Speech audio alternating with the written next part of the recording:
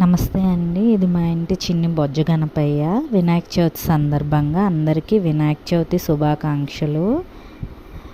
ఇదిగో ఇది నా పెయింటింగ్స్.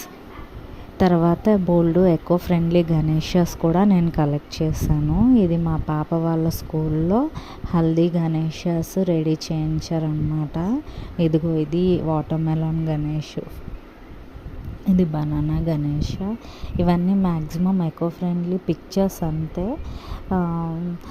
అంటే ఇలాగే చేయాలని కాకపోయినా మోస్ట్లీ హార్మ్ఫుల్ కెమికల్స్తో పెయింట్ చేయబడిన వినాయకులు యూజ్ చేసే కంటే ఎకో ఫ్రెండ్లీ గణేష యూజ్ చేయమని నా ఒక చిన్న రిక్వెస్ట్ అందరికీ. ఎందుకంటే ఎన్విరాన్మెంట్ని మనం క్లీన్ చేయకపోయినా పాడు చేయకుండా ఉంటే అదే మనకి ఎంతో హెల్ప్ చేస్తుంది ఎన్విరాన్మెంట్ అనేది.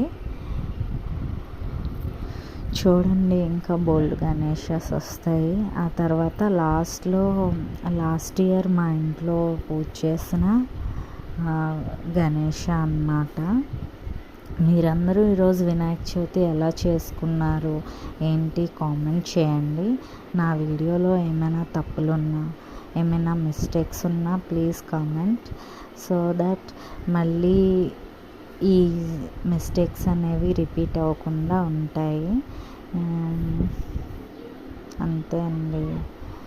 ఇంకా మీరు ఈరోజు వినాయక చవితి ఎలా చేసుకున్నారో కూడా కామెంట్ చేయండి.